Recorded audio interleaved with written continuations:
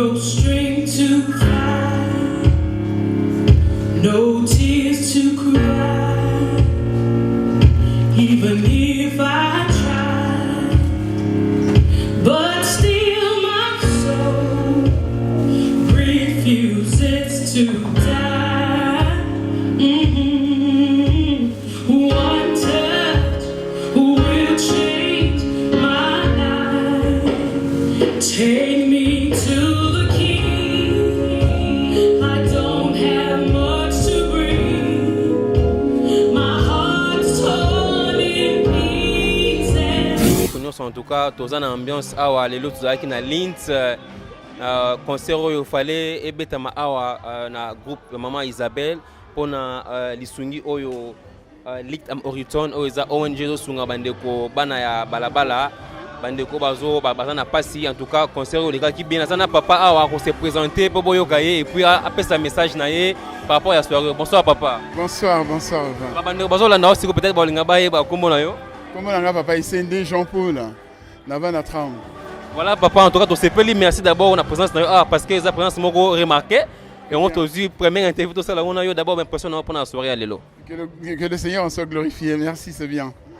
Bon ben c'est bien, c'est un concert qui est bénéfique et ça malin on met pour la mission parce que bon toi comme Sanzambe a priori toi comme Sanzambe pour ce qui a trait na bokonzinaye na bonzambe na eka bomotone katina biso bonzambe na eka katina biso et en plus bon toi ko tombola isusu Ferran oya Maman Isabelle Licht am Horizon pour na kosunga bana oyo ba désœuvrer au bana mboka mais ça déjà une bonne initiative hein. Papa concert les gars qui bien peut-être impression na yo et puis un mot fort lancé pour na initiative ya bona communauté na biso. En tout cas je souhaite que Bandekoto s'appliquer massivement na oyo tali likambo yo parce que c'est très important pour sunga bana ba désœuvrer bana oya balabala et ça eloko moko malam to tika ka gouvernement ça la terre en fait nous sommes là nous pouvons aussi épauler le gouvernement tout ça la sous l'exercice c'est mieux encore que to tika bato mususu bon bana wala batika abandonner à eux-mêmes ça c'est pas normal. Voilà. Merci papa, en tout cas bonne soirée tous. Merci. Merci papa. Bonsoir maman, tout le monde a soirée au concert qui concert mon bénéfice pour profiter na ba jeune bande qu'on a vu en Afrique et ça ONG à Maman Isabelle Ntumba. D'abord puis au se s'est présenté bande voilà ndawa yoka. Comme nanga mami Mwika na vanda ka na Linz.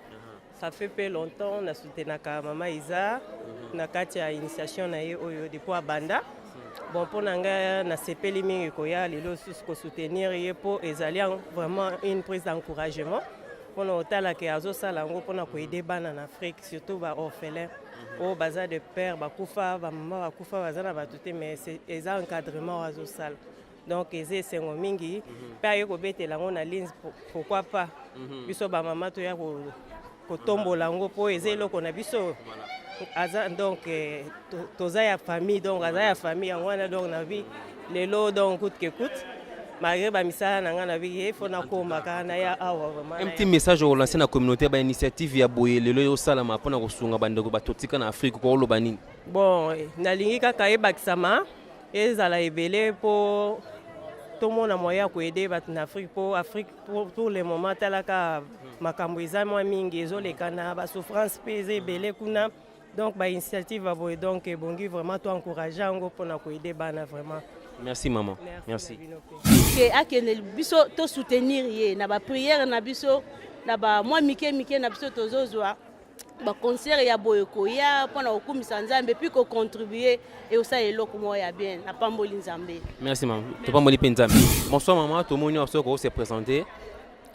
Ngai comme nanga Véronique Chilanda. Na otina Vienne. Voilà. Yeah. D'abord soirée le kineni ni concert oyo ningo moni puis ba initiative ya boye lo nyongo holoba. Bon elle est vraiment kitoko to komisi nzambe pona Saint-Esprit azui isika na poko lelo na komisi nzambe vraiment pona Maman Isabelle mpona eloko oyo nzambe atie kati na ye aza koutilize yango mpona kosunga bato oyo baza na posa nango vraiment nakomisi nzambe mpona bomoi na ye. Peut-être message koleka bien nayebi te na anglais basouffle ngai soki okosala message moko bref par rapport ya concert oyo par rapport ndenge événement lekilo na pokwa et puis bainitiative ya boye na anglais bando peut-être oyo baloba anglophone pardon bakoyoka yo. Well, I really thank God for this evening. Mama Isabel, she's really a great woman.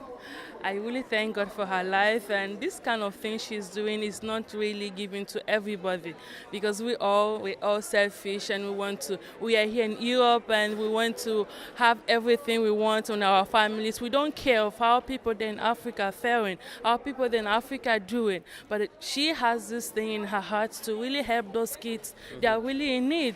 Back home there in Congo is amazing. I'm really grateful for her life, and I really thank God for what she is doing. And yeah, thank you, sister. Thank you so much. Thank you for your time. So good evening, sister. What's your name? My name is Nkechi Emerson. Okay. Where do you live? I live in Links here. Okay. Well, I saw you today. I'd like to ask you one or two questions about this evening tonight. How was the concert? It was very fine by His grace. Okay, thank you. What can you say about something like this? You know, this event tonight, this concert was all about for helping all these people, all those children of need in Africa that they don't need help. But Mama Isabel tonight make this concert to get them something for clothing or eating. What can you say? First of all, I have to thank God, because it's not easy for her to organize such a thing and for her to have that kind of knowledge, So I really thank God, and again, I thank her also, because through her, the needy will be reached, and I'm really, really pleased, and I thank God, and I hope after today's event, much things will come out for them to take care of the needy. Thank you, sister. Thank you so much. Welcome. Thank you. Bonsoir, maman. Evine, en tout cas, pour nous user à d'abord, bonsoir, Boni. Bonsoir à Madame Nangolo Akolo. Madame Nangolo, concert aux acquis, les autres qui sont sur invitation, le 1er septembre, tous à on a Linz. D'abord, les kindes ni pour nous. L'équipe bien Nangolo Nzambe. Toto mulaka kombo Nzambe.